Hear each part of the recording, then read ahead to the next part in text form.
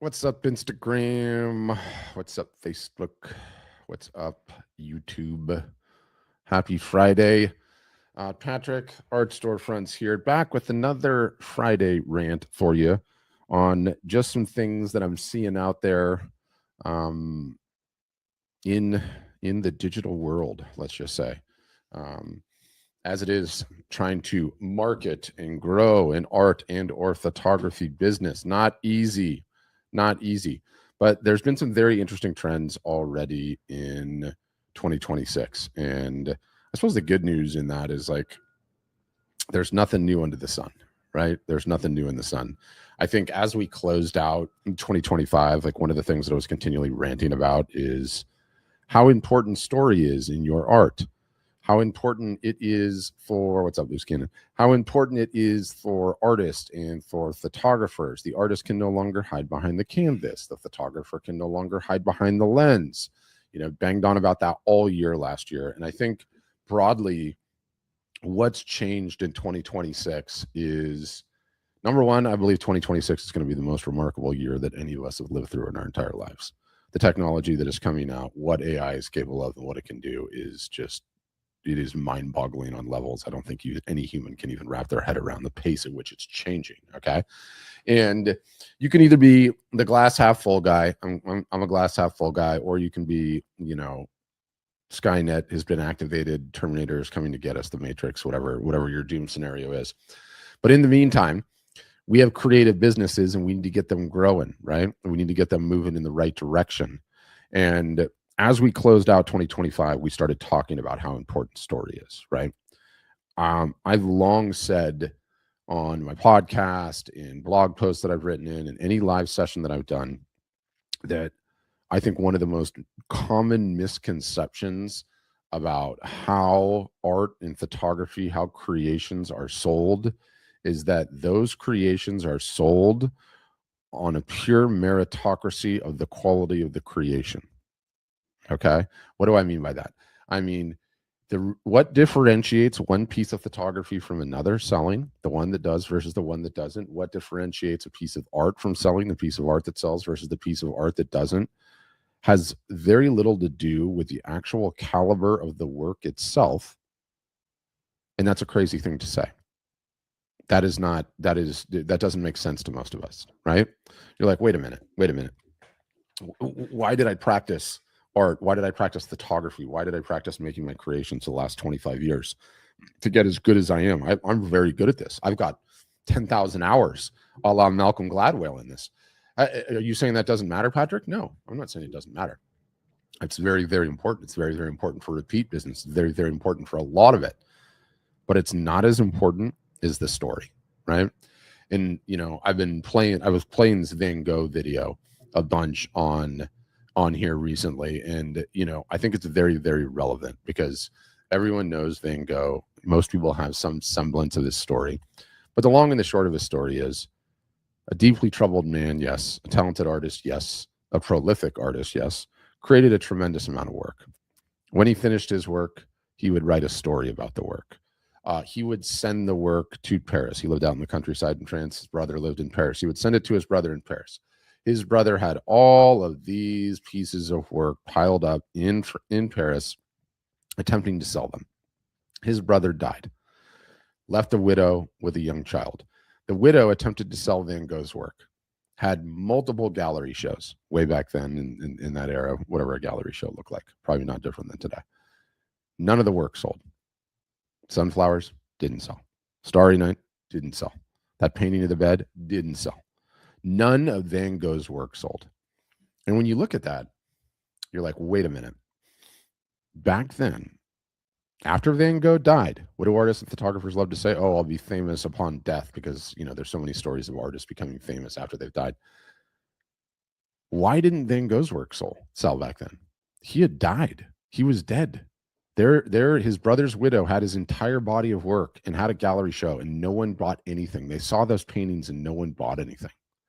So what changed in the Van Gogh story to go from work that wouldn't sell in a gallery to arguably one of the top 3 most valuable art collections on the planet?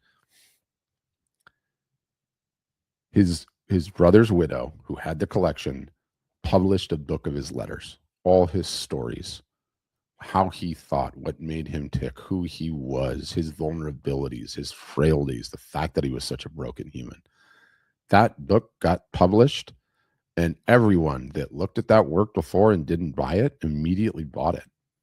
And in the story, it doesn't need to be any more profound than that. It's that. Van Gogh's got the best work ever, right? It must have just sold because it was so good. No, it wasn't a meritocracy on the quality of his work. No one cared. It was getting to know him, getting to appreciate his story, seeing the paintings with the story that fundamentally changed everything. It fundamentally changed everything for Van Gogh. And my position is, I believe it will fundamentally change everything for artists and photographers 10 years ago, 50 years ago, 100 years ago, today, in the next 10 years. You guys have got to start telling your stories. Fast forward to today, though, in 2026, and we as content creators, okay, are faced with one of the most extraordinary, most groundbreaking, most unexpected, unexplainable, difficult to wrap your head around, difficult to process, difficult to grok situations ever. In that situation, succinctly, is the fact that this technology, by which I mean AI and its various different facets, doesn't matter if you're talking about how it writes, how it codes, how it solves problems, how it researches, how it does science, how it does photos, how it does video, how it creates art, right? We are now in a period of time, in 2026 especially, okay? And yesterday, 2 brand new models just dropped, a new one from GPT and a new one from Anthropic, both on the same day, okay? And what we face as creators today in 2026, trying to grow our brands, trying to sell our products, trying to get people to follow us, get on our email list, participate in our sales campaigns, and purchase our work so that we can feed our families as creators, is we're facing one of the greatest existential crises of all time, period, end of sentence. And what's really interesting about that crisis is nothing, by the way, nothing on one of these that you see on a screen is real anymore. Nothing is. None of it.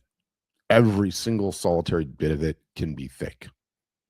Everything, the image, the video, the person talking about it, the person pointing at the work, the house that they live in, the cars, the trips that they're on or not on, the text, the type, all of it.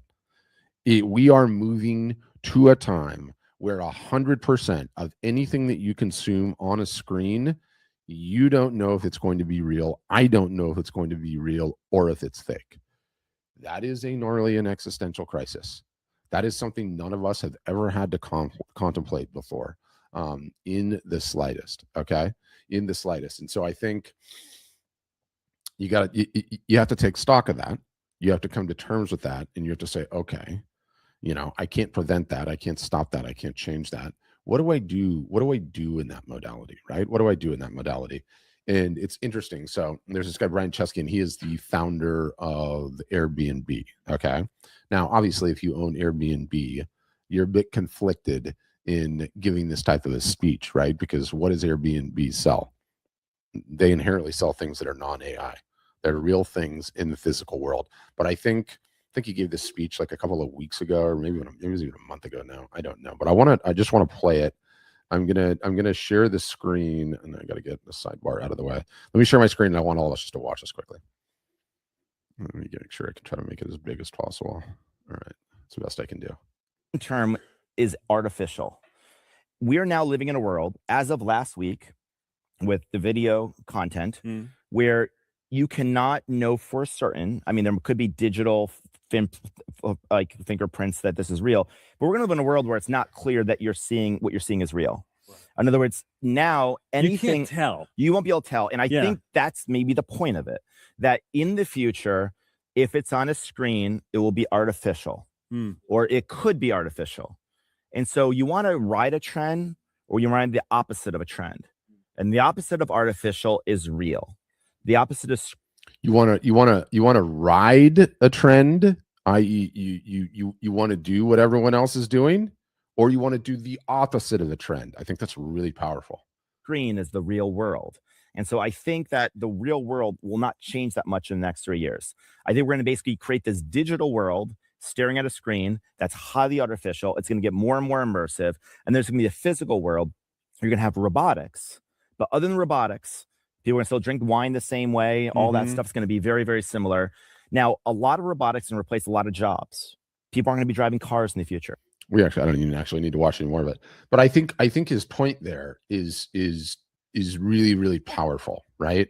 Where as a result of all of this technology, okay, and I promise there's a point to this whole rant.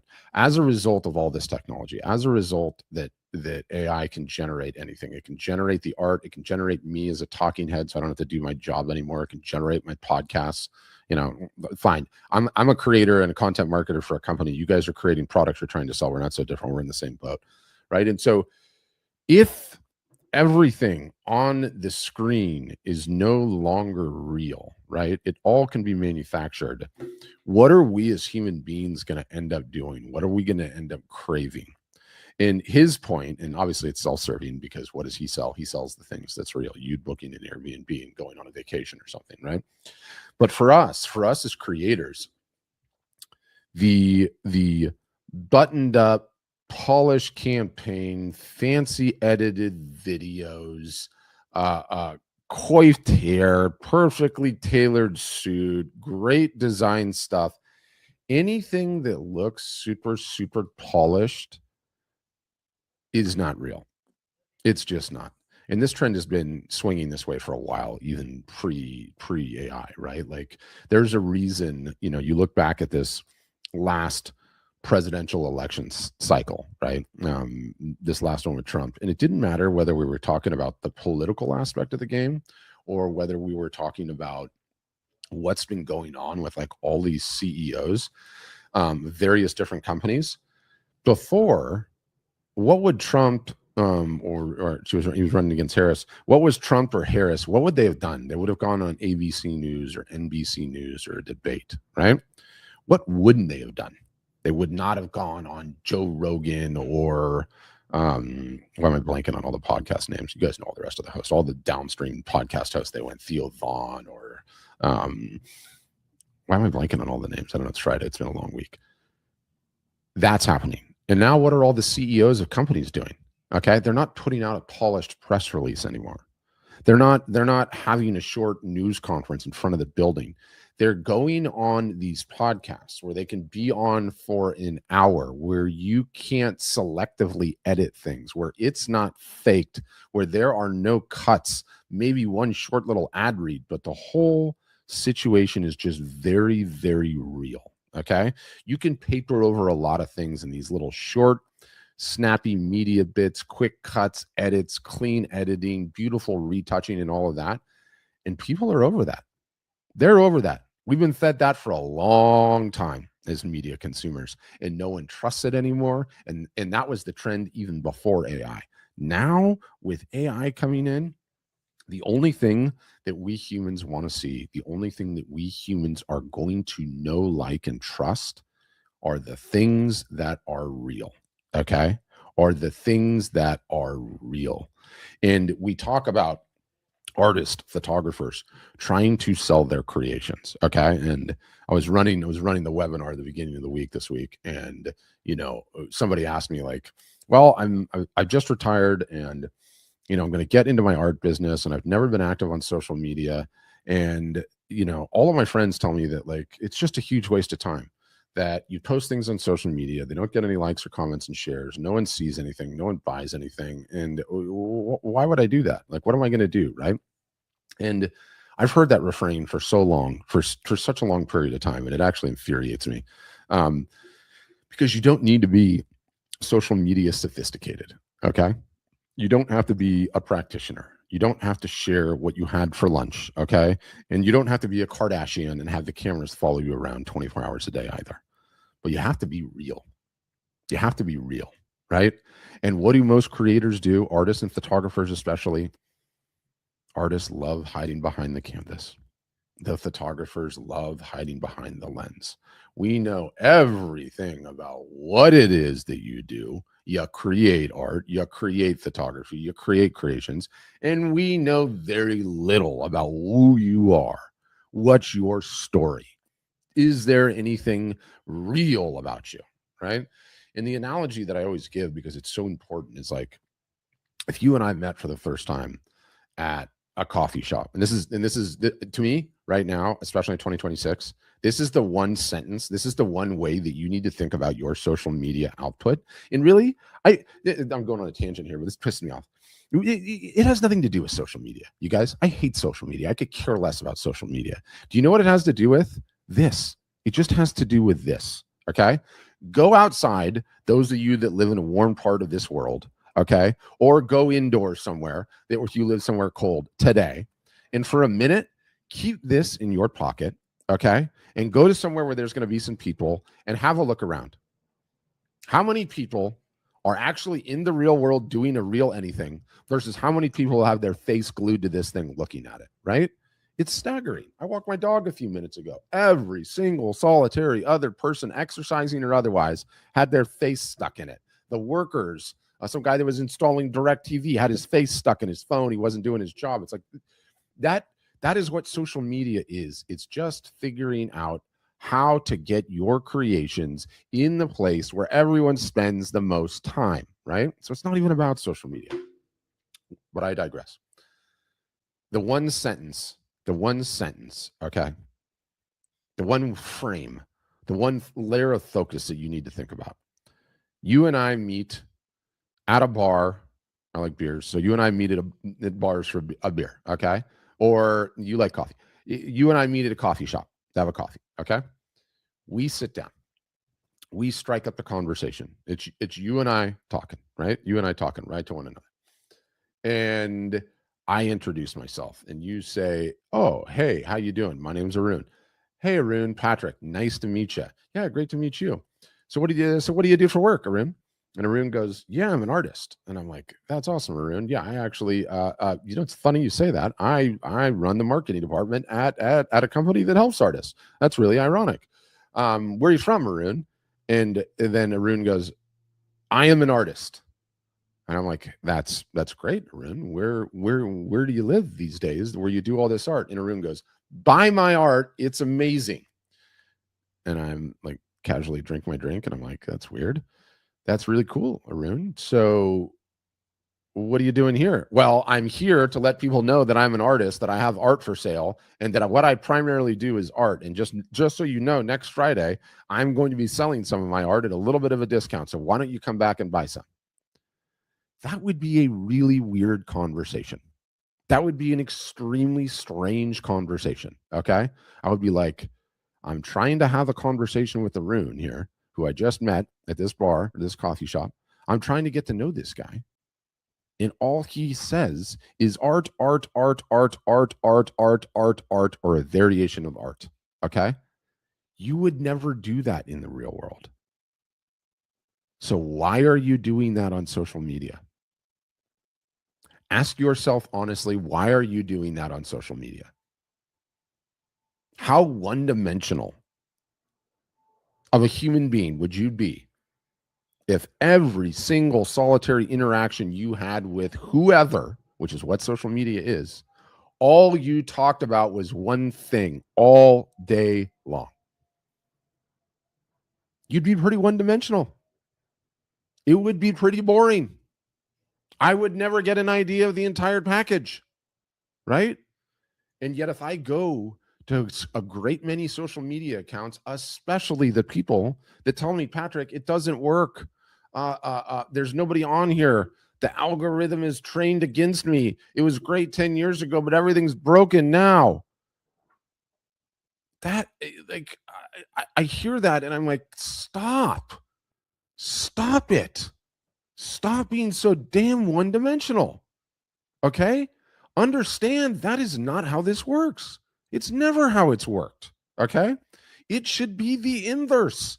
When I sat down with Arun in that coffee shop, it should be 90% what he does, and then I should be banging on the door to get that last 10% out of him. Right? That seems like a more interesting way. And my position is that art sales at a macro, no different than the Van Gogh analogy. Maybe they're 50-50. Maybe they're 60-40. Maybe they're 70-30, or maybe they're 80-20. Either way, they're not 100% art is what sells art. Nobody wants that all day long. Okay. Nobody wants that. You don't want that. You don't want anyone else to do that to you. Art sales are either 50-50, 50% the personality of the artist, 50% of meritocracy on the work, or they're 60-40, 70-30, or 80-20 the personality of the artist. And if you are not putting, okay, hello to Ireland. My name's Patrick Shanahan, by the way. Clearly not Italian, so love Ireland. Anyway, if you are not putting, and again, I don't care about social media. I mean on this, where you get the eyeballs on this. If you are not having a conversation on this, where you are not one-dimensional, you cannot just post about your work, and you cannot just post about your process, and you cannot just post about you unveiling your work, and you cannot just post about your work being unveiled on a wall. All of those are great post types, okay? All of those are very helpful, right? But they're not enough. They're not enough for you guys to get the type of engagement that you are looking to get. They are not enough for you to get the likes and comments and shares that you need, okay? They are just not. They're not. We need to know who you are. We need to know what makes you tick. We need to know what makes you interesting. We need to know if you're a dog or a cat person. If you have pain in your life, you've got to share a little bit of that. If you're weird, be weird. Be you. Everyone else is already taken, right? And it seems so simple when you hear it all. And it seems so simple to say, and yet almost no one does it, right? Because we think based on this BS social media world that we all see, that everyone else is perfect and everyone else is perfectly stitched up and everyone else is in great shape and they don't have any flaws and they don't have a weird family and they don't have skeletons in the closet and they don't have baggage, right? Biggest bunch of BS ever. Every single solitary one of us is a broken human being. Every single solitary one of us has scars. Every single solitary one of us has skeletons in the closet. And to tie it back together to that earlier Irish comment, is George Bernard Shaw Irish? I gotta ask Google. It's Irish or English. Anyway, George Bernard Shaw, playwright, said, everybody's got skeletons in the closet. The key is to make them dance. The key is to make them dance, right? When you guys start telling more of your story, okay, when you start explaining why you create the things that you create, the pain, okay, the suffering, the ups and downs, the unfair world, the getting kicked in the teeth, the drug and alcohol issues, the whatever it is, the trials, the tribulations of your life, you have no idea the admiration you're going to get, the connection you're going to get, that people are going to be like, oh my gosh, it's like that for me too. It's like that for me too. The bond that creates is so much more powerful, okay? So much more powerful than just your work alone. In the mathematics of it, I mean, I don't want to go from story to mathematics though. Yeah, and so Diego here in Instagram, you guys all can't see this comment, but I can. I think that my story is not worth telling, right? That is the lie that we all tell ourselves. Everyone has a story that is not worth telling. And Diego, I just released a podcast episode where I pulled up a bunch of the stories of famous artists that went absolutely Richter in their careers, that were in the most boring towns in the world, that had nothing going on, that lived with their family, that never got married, and that barely even left the little apartment. Okay. And a ton of them are now famous because the reality is that all of our stories are interesting. Every single solitary human being. And it's not to say some stories are not more interesting than the others. Of course they are, right? But we all have the story to tell. And there's a tribe online, okay, that is interested in the one that we are telling because they've lived a very similar life. In addition to that, the mass of this whole thing, you guys, the mass of this whole thing are really, really easy. You want to win on this thing, right? It's really easy to win on this thing. There's maths, okay? And the way that I like to think of it is like, if you just think of the phone on Instagram as the biggest freeway in the entire world, there's not like 4 or 5 lanes, right? There's 5 million lanes on this freeway, okay? And what happens is that when you create content on Instagram, on Facebook, on LinkedIn, on Pinterest, on Next, on whatever, TikTok, Blue Sky, Threads, to leave anything out, The algorithm is what puts you on the freeway. Okay. And the algorithm looks at your work and it looks at what you've posted and it goes, okay, I know what this is. This is a painting, okay, of sunflowers.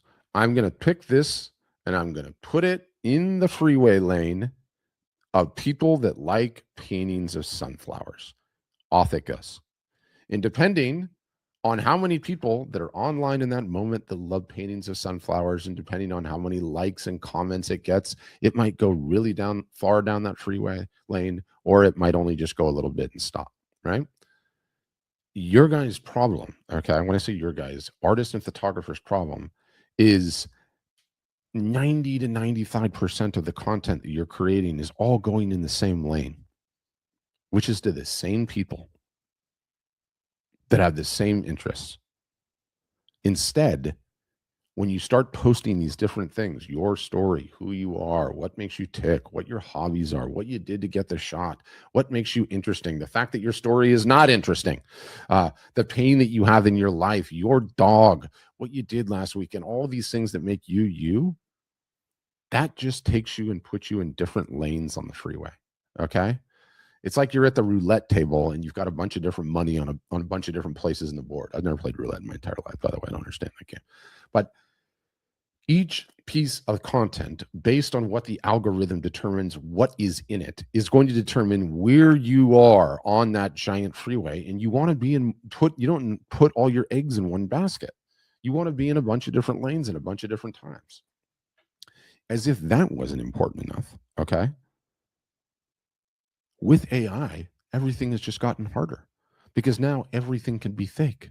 So all of us as human beings throughout this year of 2026 are going to be utterly, totally, and completely bombarded with this and more of it. And it's going to get better and better. And a lot of you guys have seen it already. You're like, oh my God, that image, that video, I can't even tell if that's the real human. Was that a real news story? Did President Trump just say that? Did someone really just say that? Was that a real fight? Did that animal attack that? We don't even know already. And all it's doing is like doubling in quality. What used to be every 6 months, like every 6 weeks, it's going to be every 6 days. So if you're not being the real you, if there's no filter, if like President Trump or the CEOs going on those long podcasts, if there's just a little short 2-minute clip of you instead of the long form, get to know this person, understand who they are, understand what makes them tick, you're going to have a very difficult time with it. It's going to be hard to get to know you. It's going to be hard to bond with you. No one's going to want to bond with you. They're going to be like, that's probably just fake and bad AI. They're not even good at AI. So you got to be you. Everyone else is taken. As cliche as that is to sound, it's so completely true, right? Your work on its own is not good enough. Okay? And don't take that personally. Van Gogh's work on his own was not good enough, right? It wasn't. The beautiful thing is once you get past everybody knows you and likes you and trusts you, you can put out any work you want. It's good enough because they're bonded to you just as much as the work, right? They're bonded to you just as much as the work. On the podcast, I should be able to pull it up. I can't even pull it up. Whatever. I got too many tabs open. It's called the Art Marketing Podcast. It's a podcast I host. I know a lot of you guys struggle, okay, with telling your stories, right? So we can leverage AI, right? And I think it's one of the most profound lines of AI too. And quick side tangent as I continue to promote the podcast shamelessly. We're not anti-AI. We're just pro-human, right? AI is all well and good. AI is great. If it makes artists and photographers more efficient, better at telling stories, better at getting the word out there, and helps them sell their art, fantastic. Whether or not we like art that was created by AI or not created by AI, I put that as a separate subject. I know that's a charged subject. I get that, but that's a separate topic. AI is very, very good at things that can help artists, okay? And I've been doing this for a long time. I've spoken to hundreds of thousands of you. Out of 100,000 artists, the number that have even one employee in their business is less than 0.1%. Those are the facts on the ground right now. You guys need help, and AI is amazing for that. So I'm actually very pro AI for artists and photographers and creators, especially the small guys, okay? We need it. We need it. So in the last podcast episode I put out, I created some prompts that you can use, okay, to interview yourself.